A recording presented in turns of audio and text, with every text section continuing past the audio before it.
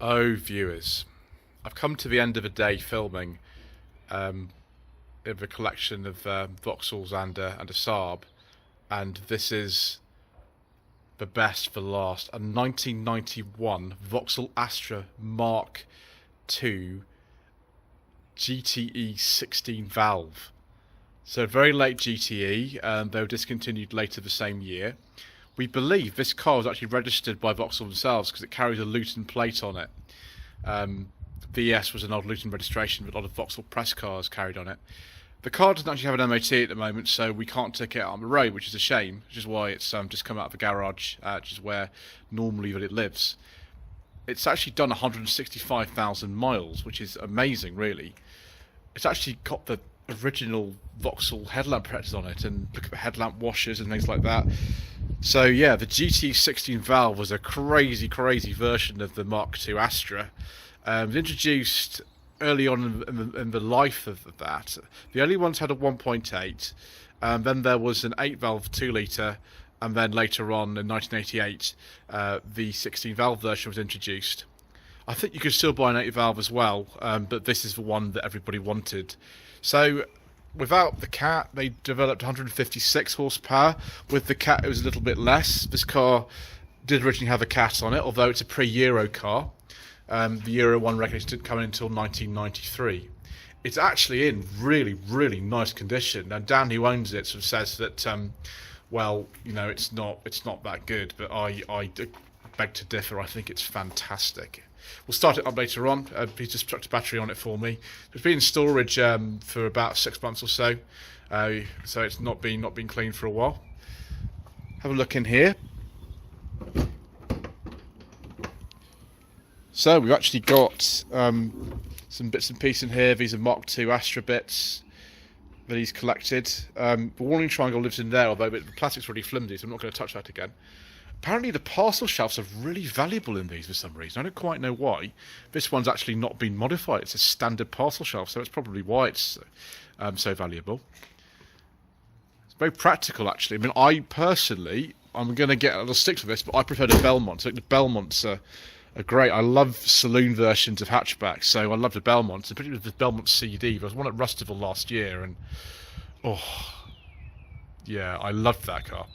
Anyway, so yeah, it just looks just a bit, doesn't it? Lovely alloy wheels, colour-coded mirrors, things like that. Strangely, no colour-coded door handles. Car's done reasonable mileage, 165,000, and the Digidash was standard. You could get an analog dash if you wanted. I have asked Dan about this, and he's had this car for 19 years, so he's quite an expert in these cars. But he's seen it once. I've never seen one of these without a Digidash. So we're just going to turn it on. There we go, viewers.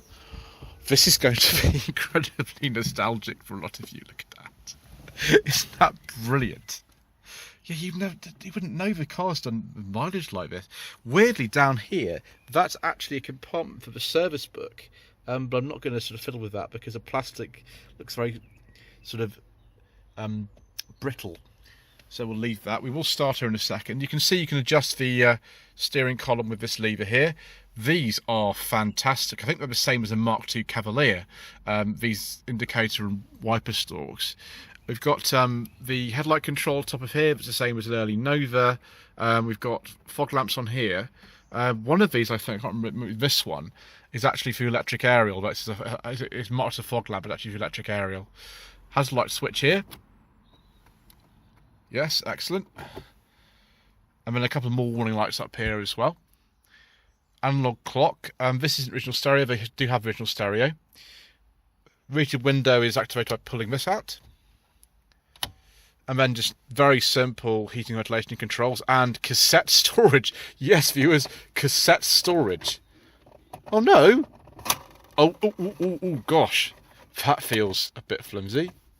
Yeah, it's best to have the cassettes actually in it, then they sort of come out. But yeah, let's not break anything in here, viewers. Gearbox feels really good. It's been sort of cleaned and things, but these Vauxhall gearboxes of the 80s and 90s do tend to go a bit floppy. That one's not too bad. It's quite tight for a car with some of this mileage. Electric windows are down here. they actually operate in the opposite direction from what you think they are. That's actually down, and that's up. Brilliant. I love this interior trim as well, isn't it? Isn't it brilliant? This sort of very, very 1980s style fabric. I know it's in 91, but this was the last year for the Mark II Astra GTE, so it's really a very 80s car. Glove box is actually really big as well. There's loads of room for things in here. Mainly fuses. And we've got a windy sunroof as well. No electric sunroof, a windy sunroof. You can see on there as well, we've got high adjustable seat belts. That's nice. The seats do feel good. They're actually in quite nice condition considering the mileage and age of the car.